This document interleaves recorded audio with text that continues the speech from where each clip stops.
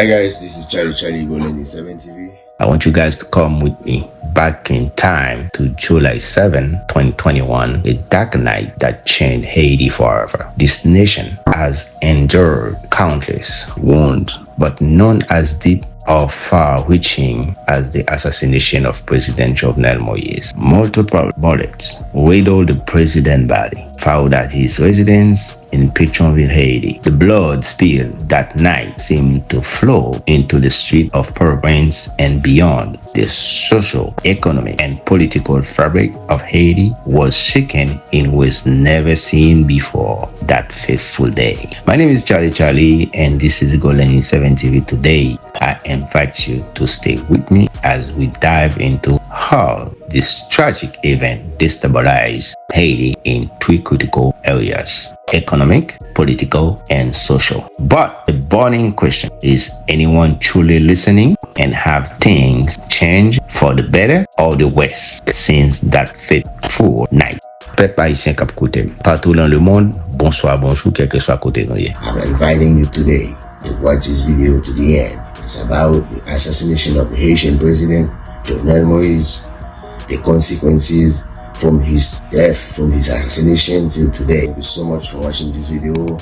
Thank you guys. Thank you to all my subscribers.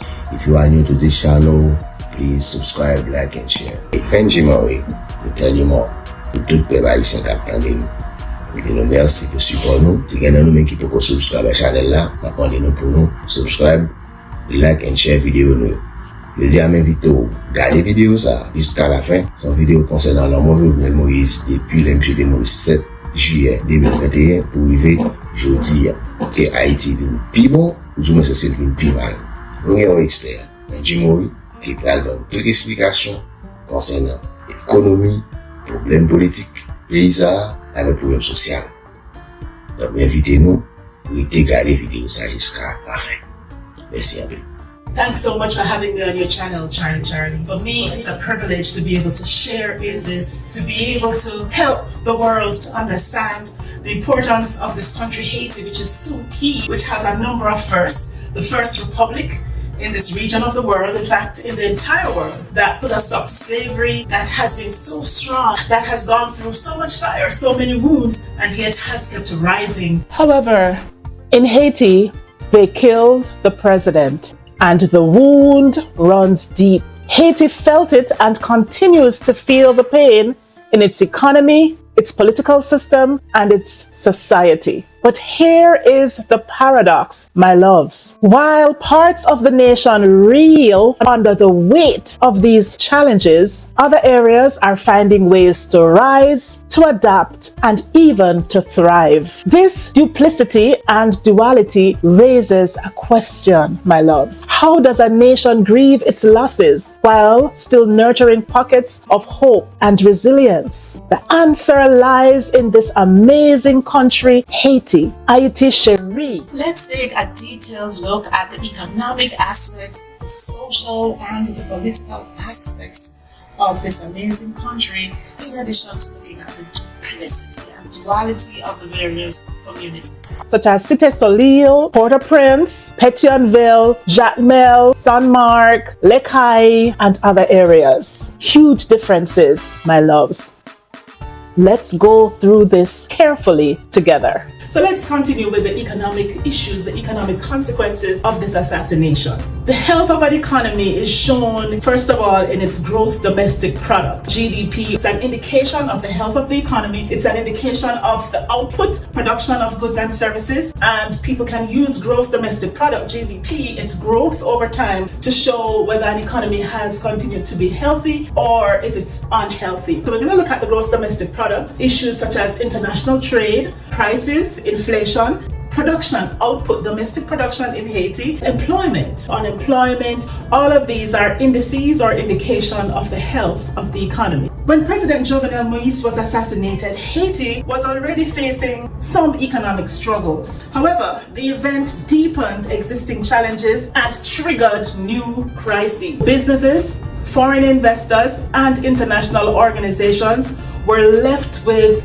uncertainty about what is going to happen in the country.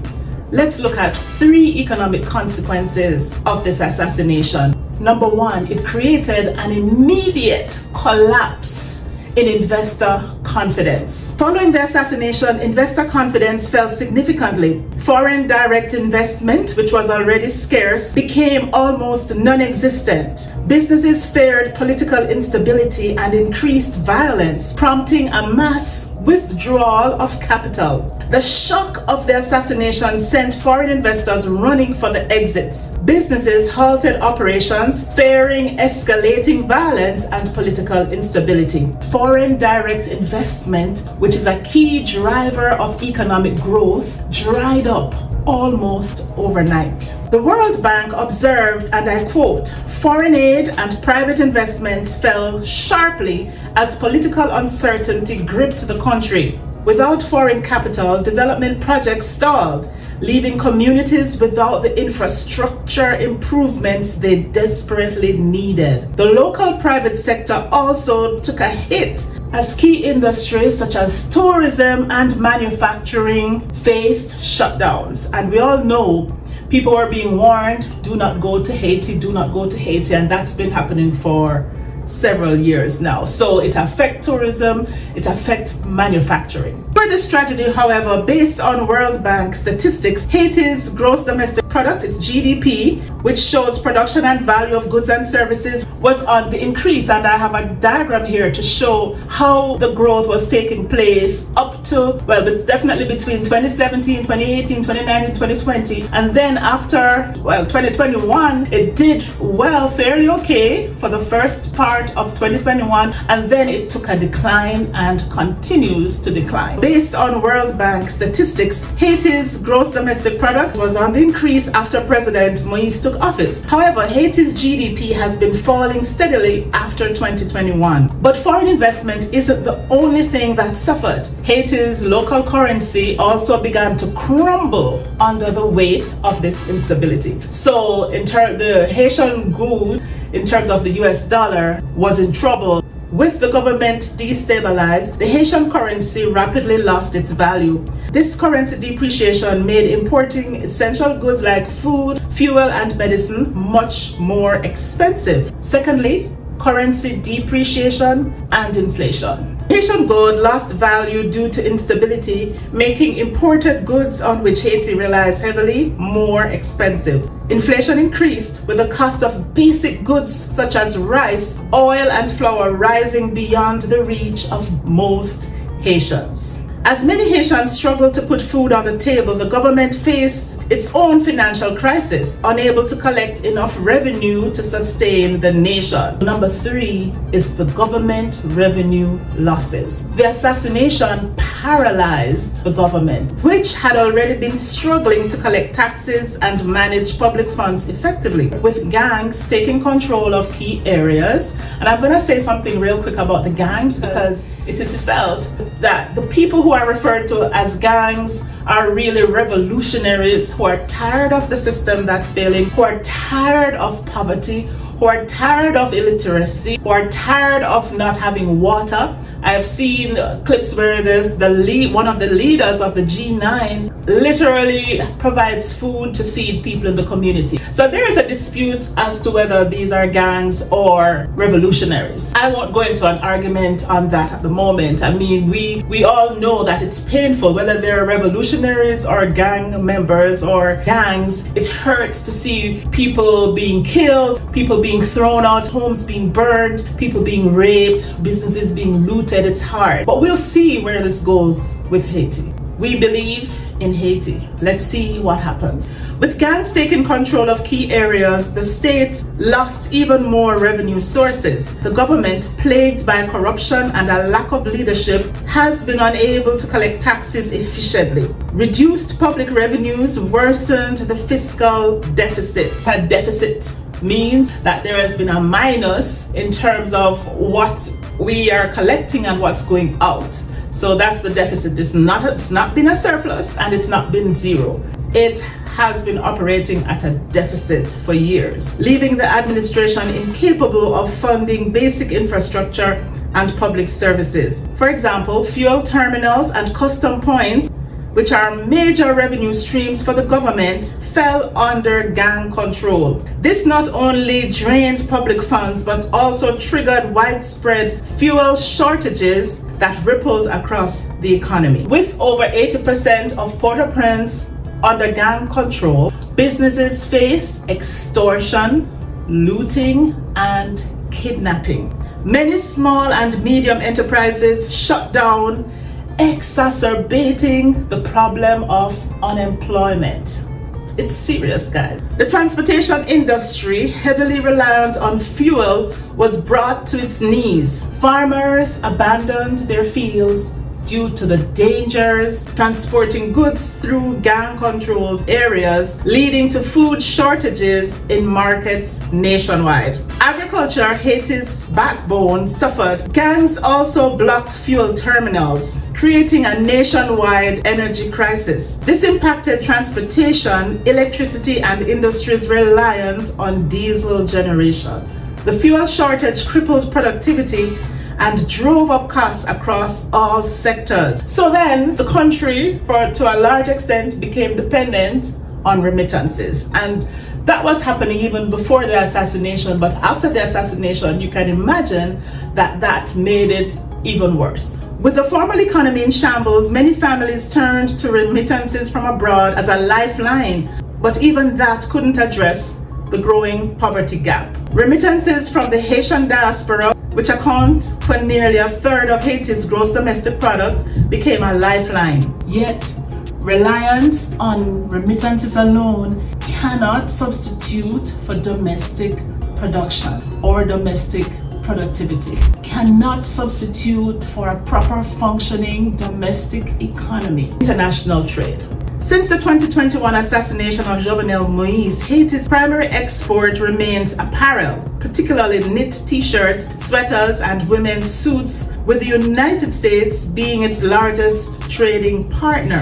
However, the country's international trade has significantly declined due to political instability, gang violence, and economic turmoil, leading to decreased exports and challenges in the garment sector. Okay, my loves, I could go on and say more about the economic aspect or the economic consequences of President Moïse's assassination, but let's move on. I hope that you all have been enjoying this video as much as I enjoyed doing the research and presenting it to you. The links to key information that I've provided here are in the description. Feel free to check the description. So in summary, here's what we've seen so far. It's been 3 years since the assassination of this president. We've said that economically, the country has been hurt in terms of the gross domestic product production. The growth of the GDP has fallen since 2021. Inflation, we've had some high prices, increased unemployment, production and productivity has suffered, Haitian exports on the decline, international trade has suffered. There's been a fiscal deficit, meaning it's been in the minus for some time. The foreign exchange, I've seen effort to control and deal with the foreign exchange fluctuations, but immediately after the assassination, it was volatile, okay? Tourism has been struggling and suffering. Airlines have even been shut down the service for some time. The cruise ships had paused for a while. I think I've seen that the ships have started back going to Labadee. They were stopped up until about October, but from my latest research, it looks like they've started to go again. An examination of published macroeconomic data shows that Haiti as a country has not done very well since the assassination. However, I'm going to take a closer look on the ground and share some thoughts with you about what is really happening in the country and where Haiti is going. Listen to me, you gotta conclude whether this country is rising or will continue to decline. And guys, as you know, Port-au-Prince is not Haiti. Port-au-Prince is the capital of Haiti. I know for sure Port-au-Prince is not doing well right now. But we have multiple cities in Haiti like Jacmel City, Cap-Haïtien, Kai, Jérémie, Port-de-Paix, Petit-Gouave, Grand-Gouave, Bois-Namet, Fort-Liberté. All these cities, everything works properly in these cities. Like school, church, public market, supermarket, shopping centers. Everything works in these cities. So guys, please keep Haiti in your prayers. By the way, if you have not yet subscribed to EL7 TV, Eagle Landing 7 TV, please go ahead and subscribe. I'm going to include my channel also, Happy Life with Angie Marie. We want you to subscribe to our channels. You are so welcome. Now, here are some truths about the real Haiti. In spite of all these macroeconomic indicators on the country in general that we discussed, my research confirmed my loves that of a fact, Haiti is not poor. They continue to brand Haiti as poorest country in the Western Hemisphere, that Haiti used to be the richest, the wealthiest colony of France, and a number of things happened. They had to pay France back billions of US dollars and so on and so forth, leaving the country poverty stricken. Let me tell you something that my research showed. And again, I'm going to put relevant links in the description for those of you who want to go and confirm and find out more. This country is not poor. Port-au-Prince is the capital city of Haiti in the same way Kingston is the capital of Jamaica. I'm going to share with you some data, some information that I gathered. So Port-au-Prince has over 3 million, as at the last time the population statistics were taken, I saw over 3 million living in Port-au-Prince. Now, another thing I saw is based on the gang violence or revolutionary, whatever is taking place there, that about 800,000 fled. So it probably is over 2 million now. I don't have the final data. However, that's beside the point. I was very amused to find out that the population of Port-au-Prince alone is more than the entire population of Jamaica. But guys, don't tell anyone. Jamaica is a small country. It's just that the people are very loud. So we have a saying in my country that we're little but we talawa, meaning we're small but powerful. So Port-au-Prince had the largest population in terms of the breakdown and the number of persons living in the city. It's a metropolitan area where lots of activities, banks and government offices and so on, car rental, tourism would be in Port-au-Prince. However, outside of Port-au-Prince, we have many towns and communities such as Pétionville, Saint Mark, Jacmel, Lekai, and I could list a whole lot more. Labadee, these are just some that come to mind based on my research. So even though Port-au-Prince has been struggling based on the unrest there, I will let you know that in the other towns, in Pétionville, for instance, businesses are booming. Agriculture is taking place. Wanament is doing stuff with their canals, planting rice, working together. And that's the other thing about the resilience of the Haitian society, the Haitian diaspora who would support the community, and they're doing things to rise up. I've never seen a country like this that does not sit back and say, well, let me wait on the government to do this and do that for me. No, they are not waiting on the government to do anything. They said, as a community, let's come together. Oh my God, guys, you have no idea how inspired I am watching all of this. I watch it. Haitians actually think I'm Haitian, but I think I'm Jamaican, Haitian, Ghanaian, African, I'm everything, and I like being that way. I love people. Bob Marley said it's one love. But anyway, let's get back to the point I'm making here. So we have these other areas where restaurants are booming, hotels, Airbnbs, everything is happening, booming economically as anywhere else. So depending on the source of your information, you may see that, oh, Haiti is under fire, Haiti is crumbling, Haiti is a fallen state. But when you go to these other cities and these places, you're seeing a different picture. So we need to be very careful and very balanced with this. But here's something else. I have to share this that I found out from my research. Some years ago, a research was done and it was discovered that there were more millionaires in Haiti. Yes, Haiti in the Caribbean, right next to Jamaica, right next to Cuba, next to the United States, next to Miami. Haiti had more millionaires than any other country in the Caribbean or Latin America. How about that? At the time, the research said it was over 10,000. Okay, now it's some years ago and I've been searching for updated research. Let me tell you the truth. When you look at homes, infrastructure, how things are in Haiti in these areas, you know that there is a lot of wealth there. So please don't be fooled by what you're being shown about Port-au-Prince and being made to feel that Port-au-Prince is Haiti. Haiti has over 11 million people Again, that's several times more than the population of Jamaica, which isn't even 3 million as yet, okay? So Haiti is fairly large in the Caribbean in terms of me looking at it from my Jamaican eyes. They're bigger than us. They are wise, smart people. I think Haitians are very rebellious. Pardon me for saying that, guys. Haitians are very rebellious, and that rebellion, and Jamaicans are rebellious too. There's a rebellious streak in us. For you to be able to overcome and survive and fight against oppression, you have to have some rebellion in you anyway, right? So many Haitians know Spanish, French, English, Creole, and sometimes Latin. So here's what it means. Look, if we could only unite and come together, guys, can you imagine how much more we could do? So there's Cuba. I'm gonna show you a map. Look at this map right here. There's Cuba right here. There's Jamaica right here. There's Haiti right here. There's the United States right here. Very close. And look how many different languages. There's Spanish, Cuba, English, Jamaica, Creole and French, Haiti. The United States with its power right here. What could we do if we could only unite? So Haiti has the power and the ability to influence because they can connect with the Spanish, whether it be Dominican Republic or Cuba. They can connect with the English, whether it be Jamaica or the United States and the other English-speaking Caribbean. And they can communicate with themselves. They have their own Creole language in addition to French. How is that for Haiti? They will rise. I'm telling you, this video is intended to share some information. Let's have some more respect for this country. Let's pray for Haiti. Let's pray for Haiti to rise up Haiti, because when you rise, we rise. When you rise, the Caribbean rise. That's how I see it, and I believe it. And when a country shuts them out, it is not good. The stone that the builders rejected becomes the chief or the main cornerstone. And I'm going to share a personal story here about something that really happened in my life. So listen up here.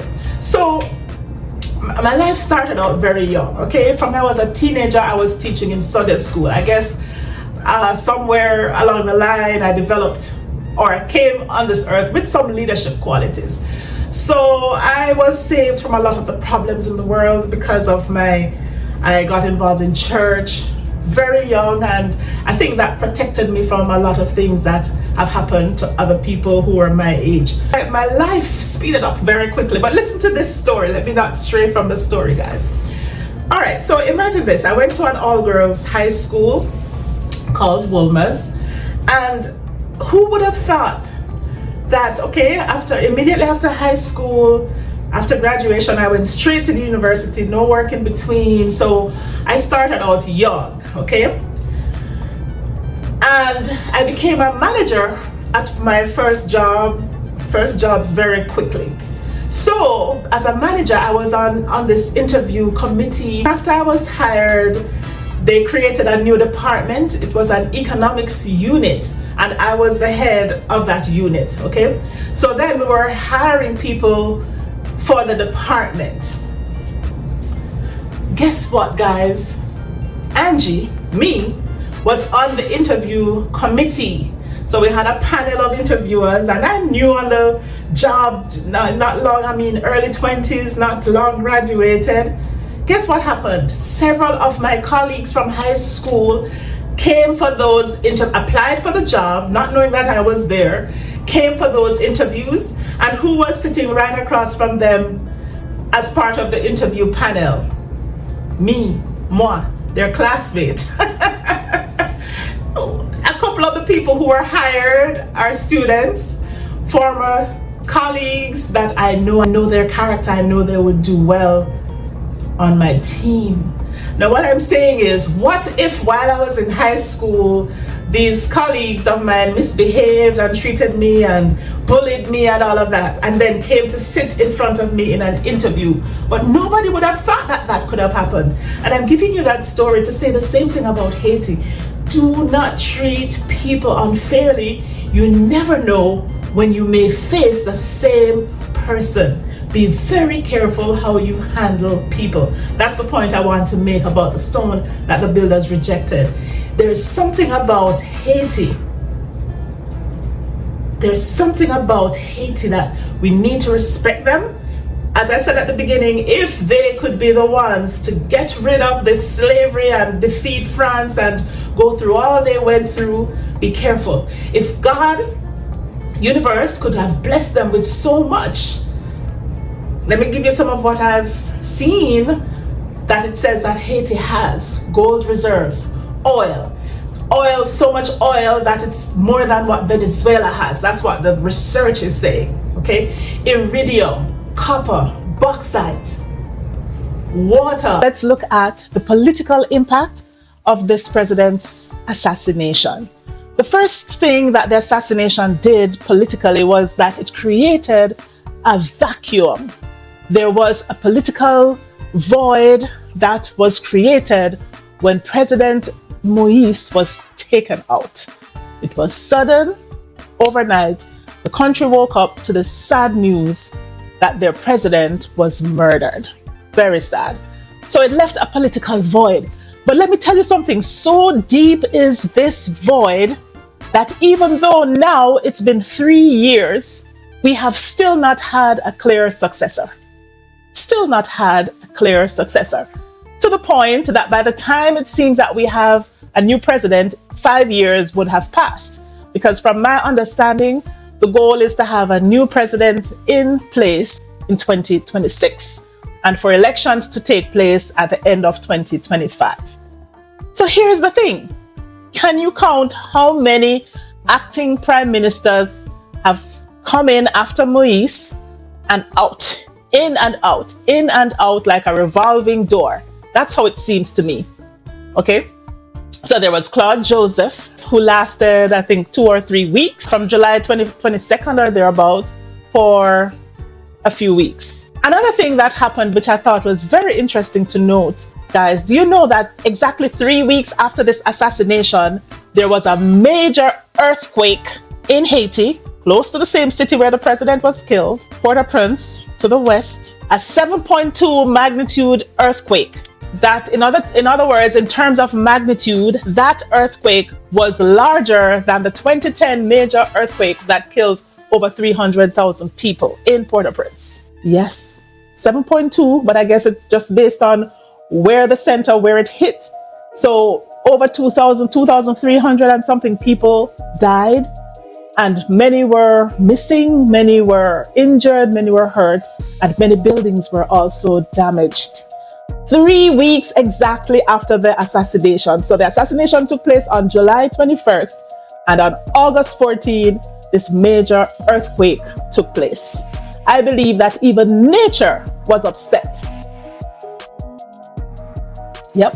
Okay, so let's get back to the political void. There has been no clear successor. So we had Joseph, who lasted a few weeks. Then Ariel Henry took over as acting prime minister. Again, it didn't go well. There were lots of protests, unrest. The gangs or revolutionaries took over and decided that no, he needs to go. He, in my opinion, was ousted, eventually resigned. His tenure lasted about 5 months, or a little less than 5 months, from June to November 9, 2024. The latest is Alex Didier Filami, who took over as acting prime minister on November 10th, 2024, just a few weeks before the shooting of this video. So by the time you watch this video, I don't know when you're going to watch it.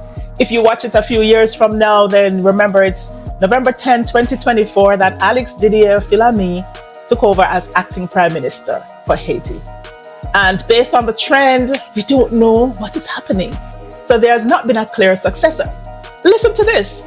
It has been so serious that they've had to appoint a 9 people on a council to lead this country, a transitional presidential council. So that council is helping with the transition to having the new president, and it's taking 9 people to do the work that one person has done in the past. Well, that's how I see it. Forgive me if I've said it a way that you do not like.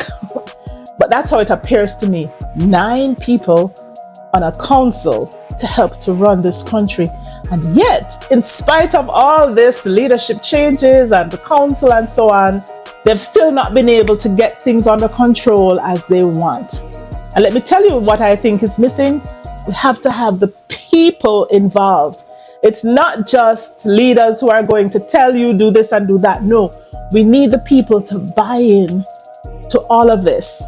And the Haitian people are so resilient, so amazing, so determined that if we could only listen to the people and get the people involved, we would make some headway. Believe me, guys, that's what I believe.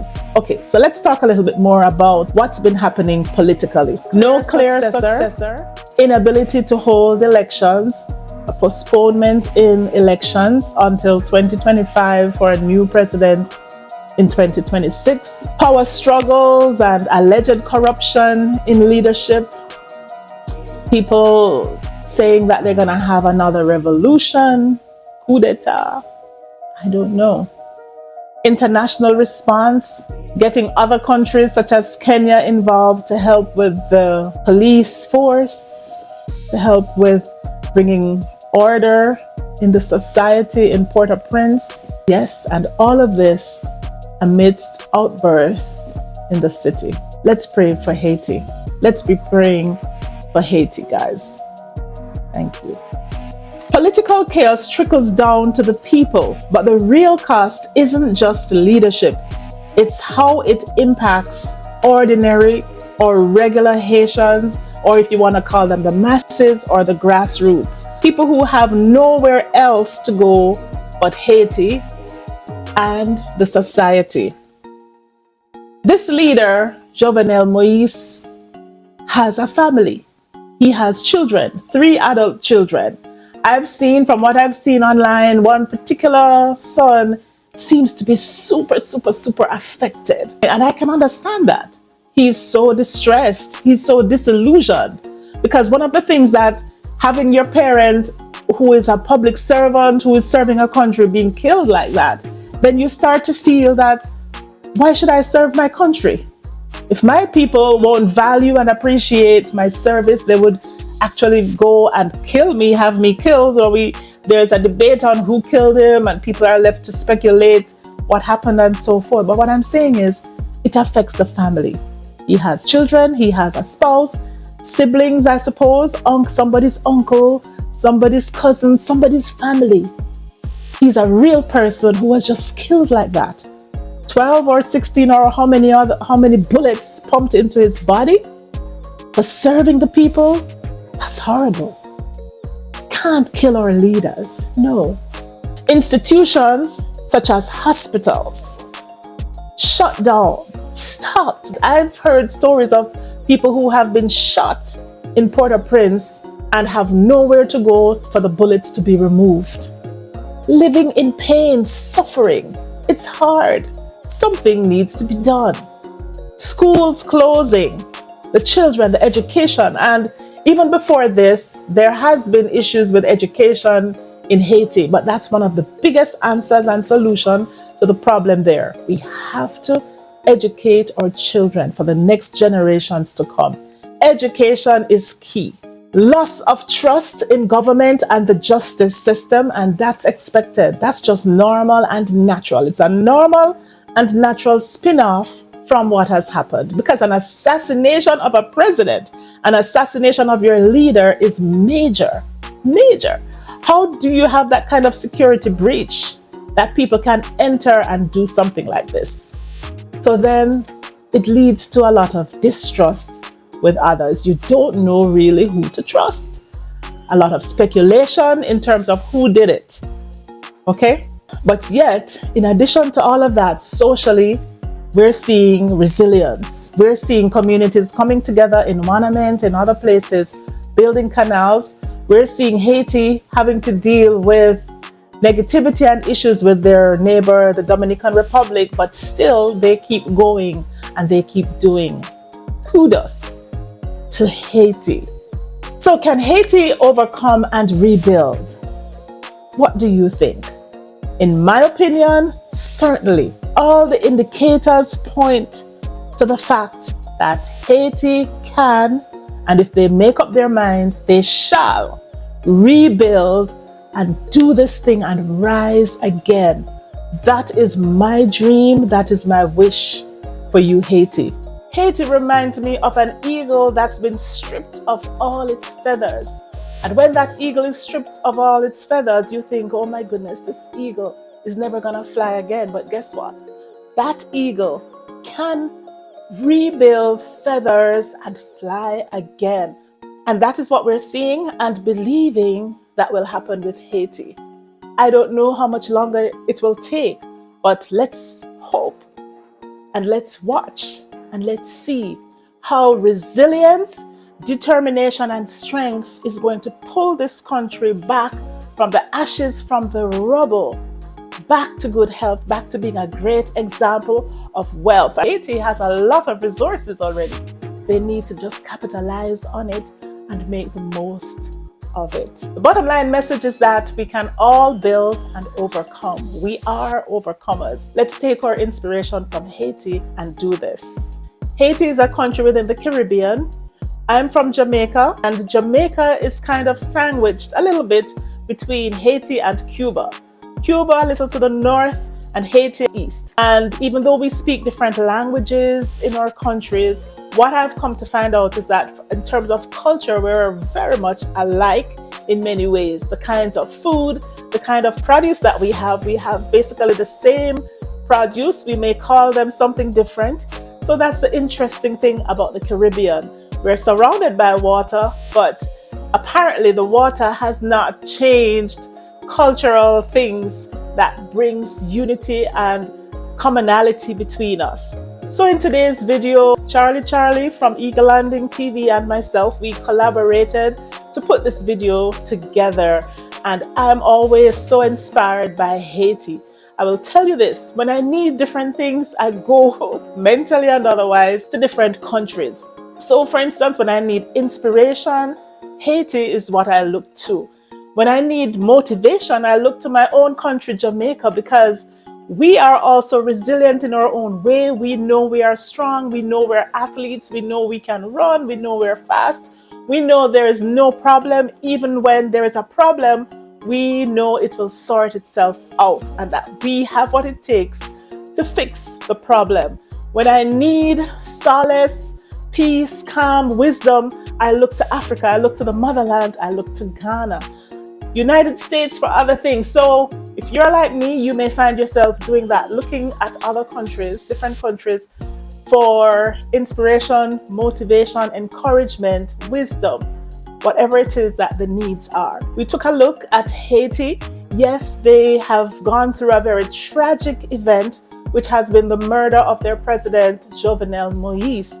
And you'll see from my thumbnail that he's still a pretty young gentleman. He is someone who is loved by many in the country. Now it's political, so I'm sure he has enemies as well, because that's what politics does to us, right? So it's been 3 years since the assassination, and we've seen some pockets of growth and change taking place in Haiti, even though there's been unrest and flare-ups of violence and so forth.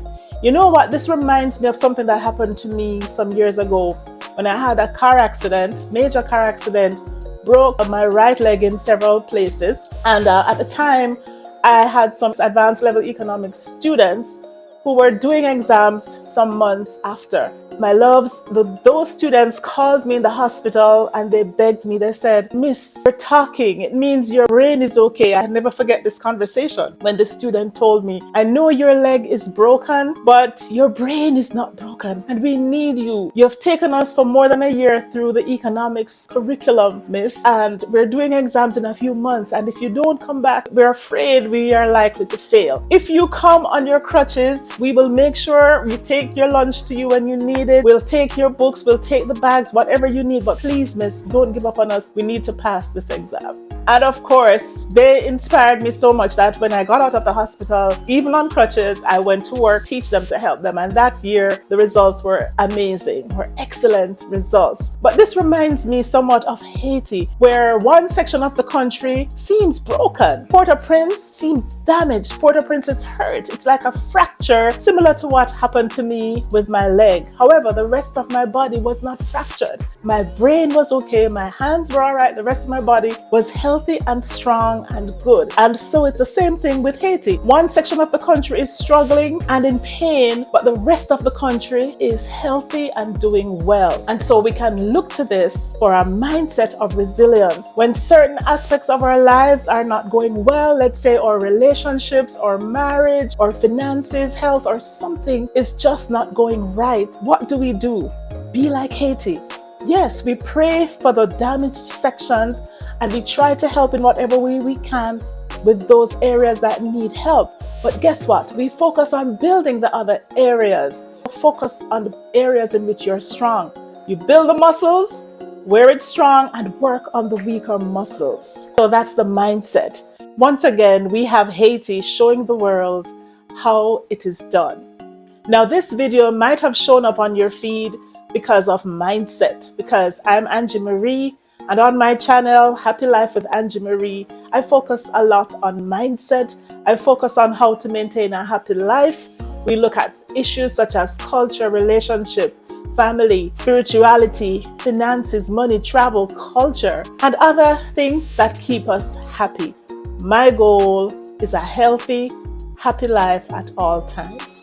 If you're Haitian and watching this video today, I want to thank you and encourage you to stay strong and to keep going. If you have not yet subscribed to this channel, I invite you to subscribe to Eagle Landing 7 TV and also my channel, Happy Life with Angie Marie, where on my channel I talk about culture. I'm very interested in various cultures, love Africa, love the culture, love the Caribbean, love Jamaica, love Haiti, love Ghana, love South Africa, love Nigeria, love everyone. As Bob Marley says, one love. From my understanding, there's a strong connection between joy, peace, and love. When you have one of those, it can help with the others. For me, I like my peace first and foremost, my joy, and then I attract a lot of love because I am love and I give love. And Haiti, you will rise. We believe in you. I know it's late. It's 3 years late. My condolences on the assassination of President Moïse. I wish I could meet his children and give you guys a hug, but I'll send the hugs to you anyway as bear hugs and to let you know that the community, that there are people out here who are praying for you to be strong and for your country to rise up. Listen, guys, thank you so much for spending this time with us, Charlie of Eagle Landing 7 TV, and myself, Angie Marie. I want to thank you. It's been a pleasure and a privilege. I really enjoyed doing this research. I think I'm going to be remembering all of this. It's awesome. Thank you. Guys, thank you to all my subscribers. If you are new to this channel, please subscribe, like, and share.